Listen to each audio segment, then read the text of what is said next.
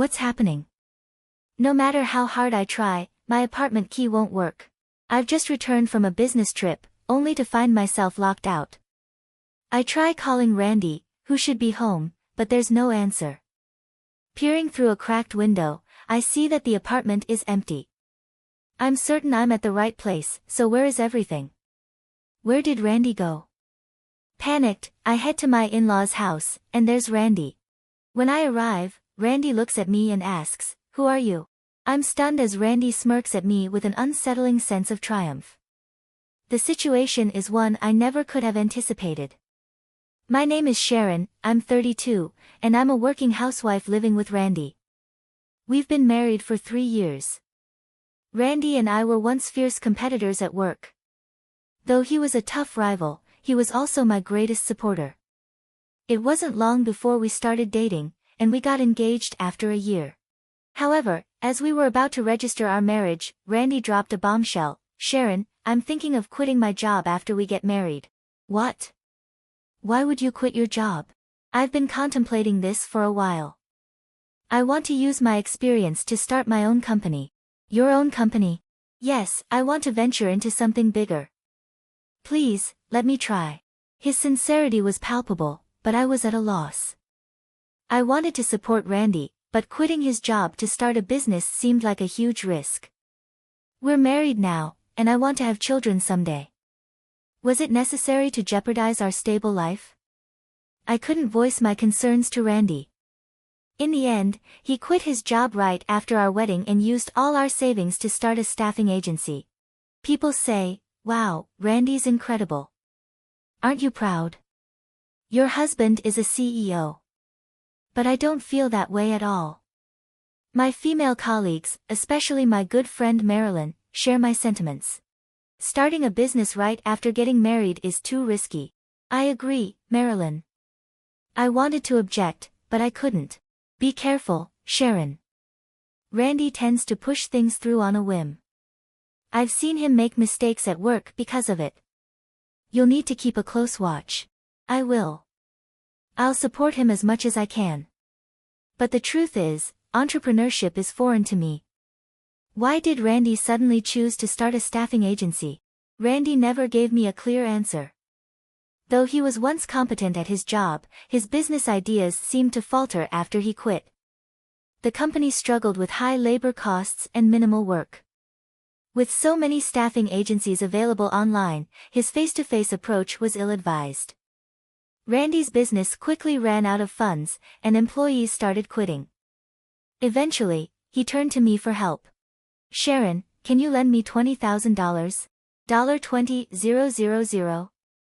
Do you have any idea how much that is?" "I do, but I need it to pay the employees." "That may be true, but it's not my problem. You're my wife." "Are you saying it's not your problem? You committed to a lifetime together, didn't you?" "Yes. Then you should help me when I'm in trouble." Randy spoke as if he was in the right. I was at a loss for words, unable to meet his cold gaze.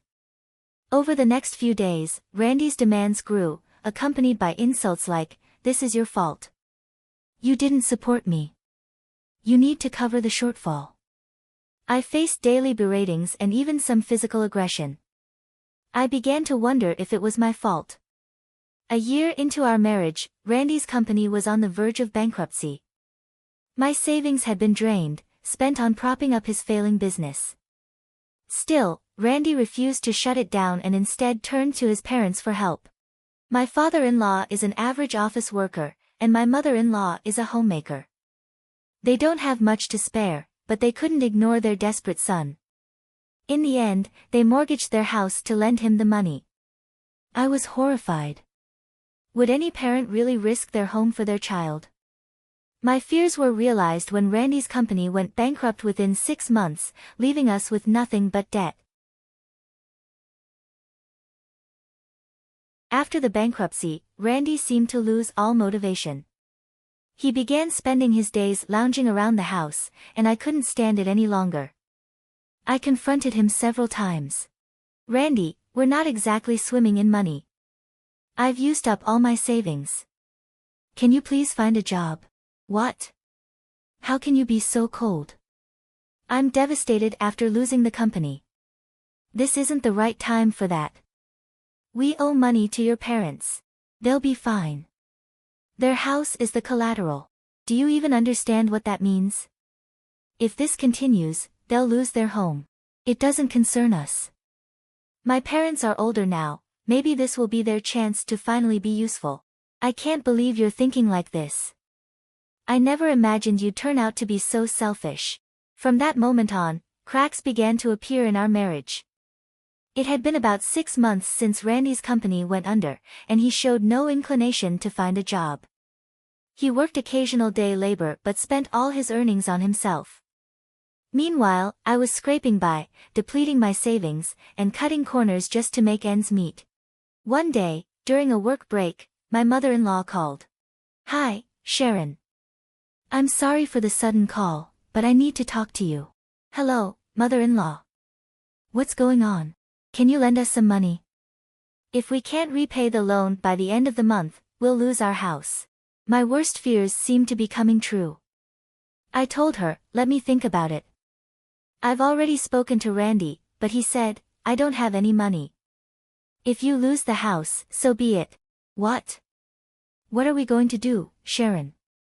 "We'll lose our home. Calm down. I have an idea." After ending the call, I immediately reached out to my father. "Hey, Dad, it's Sharon. Oh, it's been a while. How are you?" "I'm okay, but there's a problem." "What happened?" "Randy's company went bankrupt, and now his parents might lose their house." "What? Why?" I went on to explain the entire situation. My father agreed to help us financially. Despite Randy's clear faults, my dad said, "He is the man you chose," and chose not to blame me. As a wealthy real estate investor, my father's rental income alone provides him with a significant amount of money. Growing up, I never had to worry about finances. It was only after I got married and became financially independent that I encountered money problems, thanks to Randy's mismanagement.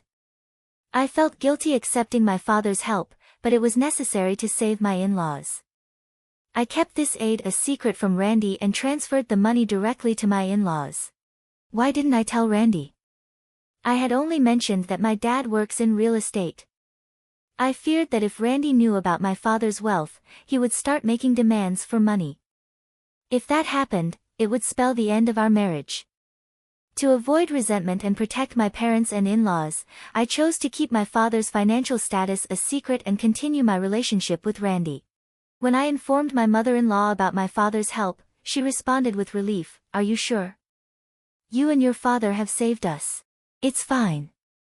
I'd rather avoid any unnecessary drama, I assured her. "All right, if you say so, we'll repay the money, even if it takes time.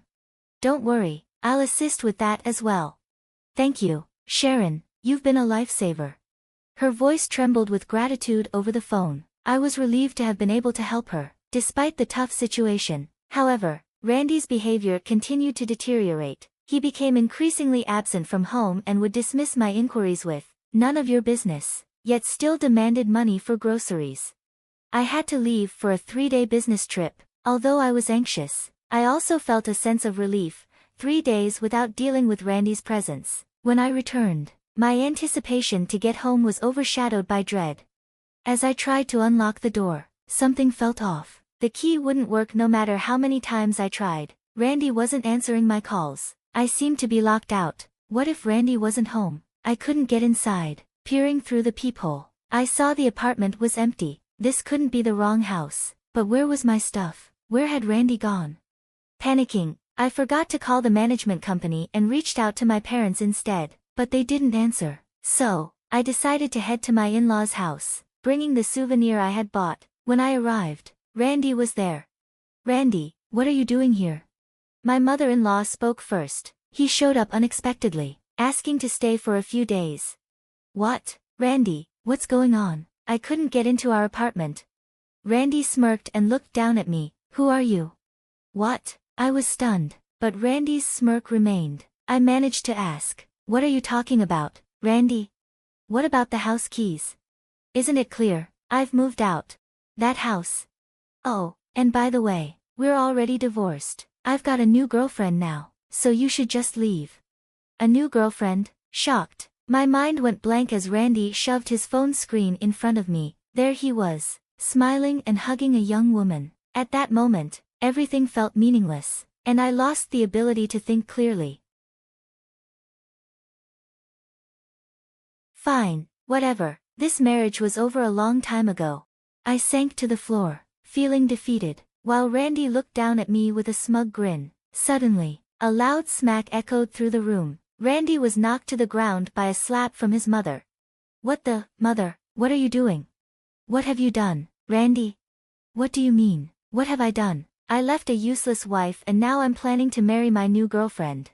His mother's face turned a deep shade of red as she trembled with anger. Randy, do you really not know? Know what? That you have this life because of Sharon. What? When your business was failing and this house was on the brink of foreclosure, Sharon asked her father for a loan. My father-in-law did what?